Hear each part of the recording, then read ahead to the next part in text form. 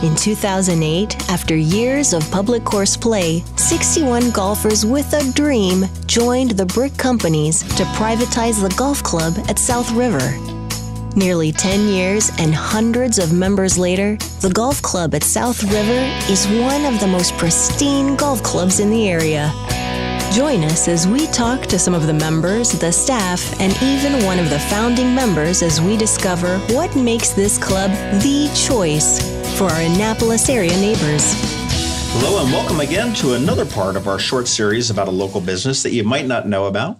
And over the next few weeks, we're going to be digging into the golf club at South River and bring a bit of the links to your ears. This is John Fernay with Eye on Annapolis, and I am out here at the golf club with Lex Burney, who is the CEO and chairman of the Brick Companies, which we had heard about in episode 1, as well as with John Barish, who is the general manager of the golf club at South River. How are you guys doing today? Terrific. Great to be with you. Thank you, John.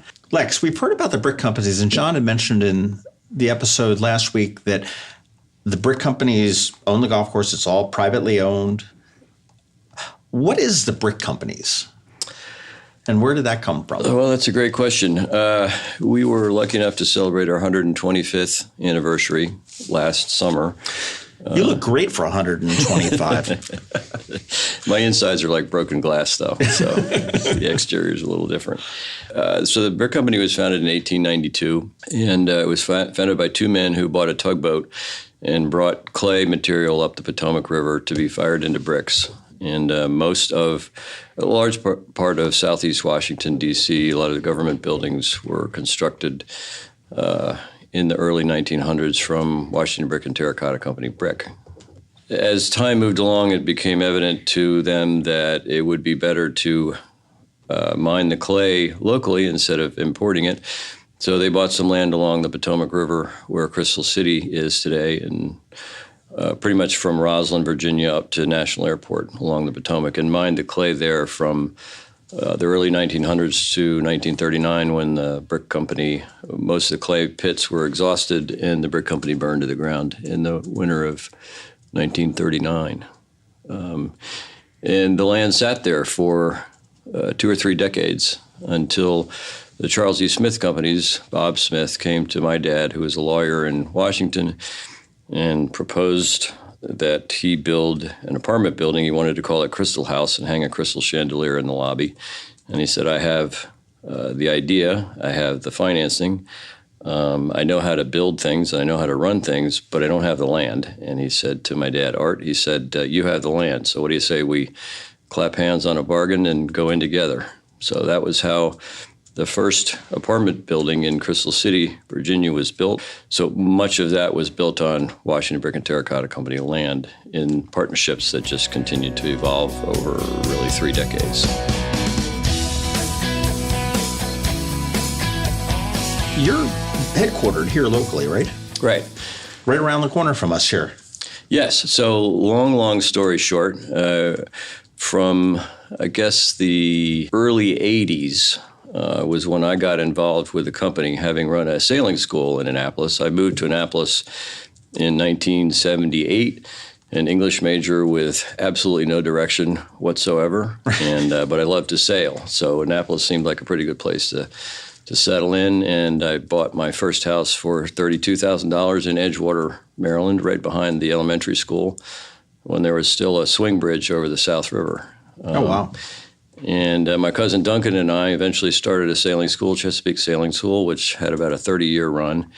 About 10 years into that, I went to my dad and said, I think I could help on a project that he was working on, which turned out to be a golf course on the Eastern Shore, which is now known as Queenstown Harbor Golf Links. And that was the first foray into real estate that I had. So being local, years after that, when most of what the company was beginning to do as it transitioned from Crystal City partnerships to real estate that we own and operate ourselves, much of that was this side of Washington, D.C.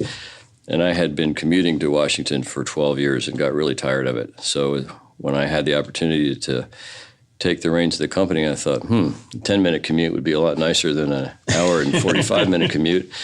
So we decided to build our galactic headquarters Along the way, we had built the golf club at South River, which at that time was a public golf course.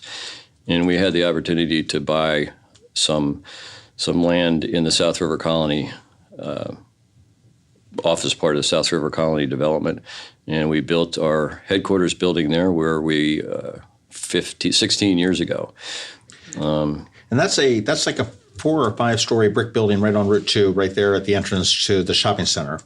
That's right behind the Sandy Spring Bank and the Rite Aid, which is now used to be a Friendly's. Walgreens. Used to be a Friendly's, and the first real estate deal we did, the first tenant we got was over a cheeseburger at Friendly's between a guy named Brian and me, as we negotiated the terms of our first tenant in our building. And one thing I do remember, and I may be speaking incorrectly, but that building was one of the, if not the first, LEED certified buildings in the county. Well, it's actually not a LEED certified building. We built the building really before LEED became a real standard. But what we did do along the way, having developed some golf courses and been involved in the marina business, gained a real commitment to environmental standards. And so we incorporated some of those concepts into the building, and it was the first commercial building in Anne Arundel County to have a living roof. So we have about a 10,000 square foot roof on the building, which is comprised of sedum plants. And a funny story about that one, nobody had thought about living roofs and that sort of thing. So there was no provision for it in the zoning in Anne Arundel County. So when we were talking to the county inspectors about the roof, they said, well, how are you going to maintain the roof? And I said, well, we thought we would put a couple of goats up on the roof so they could graze on the roof and keep the vegetation from overrunning. And they said, well, when you put the goats up on the roof, we're going to require you to put a fence around it so the goats won't fall 4 stories into the parking lot. And I said, oh, I'm just kidding, guys. Cedar plants don't grow any higher than 6 to 8 inches, so it won't be necessary to have the goats up there. So how did the golf club at South River come to be? I mean, you built golf courses. Queenstown is a public course. Right. What was the impetus to bring this into a private course? Well, we built Queenstown and opened in 1989 or 90. And living in Annapolis, I had noticed that there's a lot of activity down here as Exxon Land began to develop the South River Colony project. The S&L crisis came along in the mid to late 80s, and when that happened, I think Exxon decided they'd go back to making gasoline, so they decided to divest of all their real estate development holdings worldwide, and this was a substantial project. So the golf course, they had begun to grade the golf course to provide the fill dirt for the shopping center here, and they just stopped, and so they put a request for proposal out for the golf course, just partially begun, really. And we were one of 14 firms that bid on the land, essentially. Low bidder? Pretty much low bidder, yeah. They felt that it was very important to have a local company. We had a proven track record with Queenstown. And in spite of the fact that we were nowhere near the highest bidder, they decided to give it to us. And so for better or for worse, we were on to our second golf course. So you weren't the low bidder? But we were not the high bidder. Okay. We were amongst the lowest of the bidders. So they felt it was more important to have a local person that knew their way around and had a good following here already.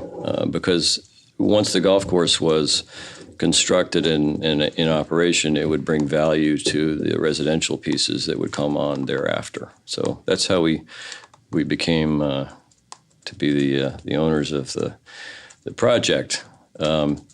Ironically, Exxon had always envisioned a private golf club here that would be part of the community that was to be developed. Right. And of course, when we got involved, there was no community. There were just 14 out of the 18 holes that were cleared. So the business that we knew was the public golf business, which we were running and had developed and were running at Queenstown. So we decided that it would be best to develop it and operate it as a public golf course. And then once over the years, when the community was built around it, it became evident that the original idea to have a private golf club with the community was probably the direction that ultimately would make sense. So we decided 12 or 13 years ago, I guess, to begin to explore the possibility of converting it from a public course to a private course. And so as it is today, as a private golf club, it really is where Exxon's original idea, what Exxon's original idea had been for the project. Just took a little bit of a circuit, a little bit of a 10, different route. 10 or 12 year detour in the beginning.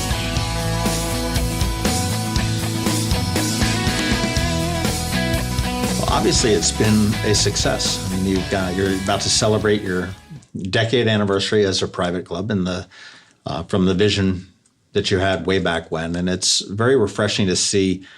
The Golf Club at South River is a local business, but it's a lot of times when you even have local businesses that are employing local people, you don't have this local ownership or the local connection.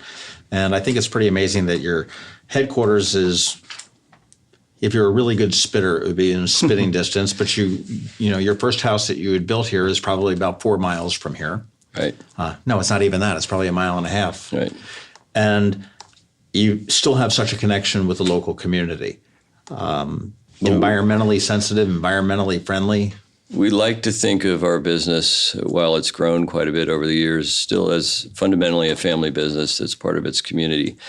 And all the businesses that we operate, we've established a foundation along the way, and its mission is to support the communities in which we do business. Now, there are more than one community that we're engaged in now, but this is one that's near and dear to my heart, where we do have our corporate headquarters. We do have the golf club. We have a number of other interests as well. So we have been, I hope, good stewards, part of the Anne Arundel Hospital, the library, numerous environmental causes in the Chesapeake watershed.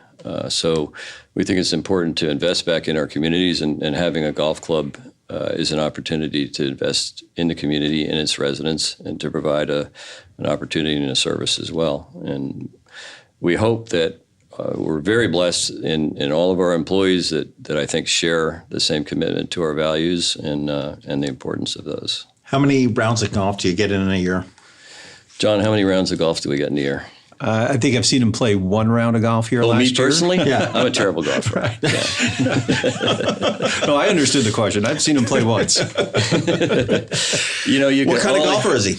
I will say Lex enjoys the game of golf tremendously. Yeah, well, as Mark Twain said, golf is a long walk spoiled. So it is a wonderful way to spend an afternoon. You can only have so many sins. And my greatest sin is sailing. That's my first love, my first passion. And as I said at the beginning when we started, I started a sailing school, which had a great 30-year run, and a yacht charter company. And my heart has always been out on the water, which has led to interest in all these environmental things and so forth. And golf and golf courses are certainly a close second, sorry, John, to the beauty of the water and the ocean. But they're all part of the same feeling that you get when you go outside and you interact with nature and those sorts of things. Absolutely. Well, there we go. Well, thank you for taking a few minutes to learn a little bit about the Golf Club at South River. If you missed the other episodes, please do go back and have a listen. And the next time, as we continue exploring the golf club here at South River, we're going to be talking with Michael Thomas, who is the golf pro, as well as some of the members about their experiences here. If you're 4 or 94, and whether you've been playing for 4 days, 4 or 40 years, we can help you get a little bit better and help you enjoy the game more. Our mantra here really is to help more people have more fun playing more golf more often. To John Barish over here, to my left, and to Lex Burney to my right, thank you very much for being with us today. Thank you. It's a pleasure. Thank you, John. The Golf Club at South River welcomes you to be a member for a day. Enjoy a round of casual golf, meet our members and staff, and enjoy the private club lifestyle as our guest. Call for your visit today. Beth is ready to show you around. 410-798-6004. 410-798-6004.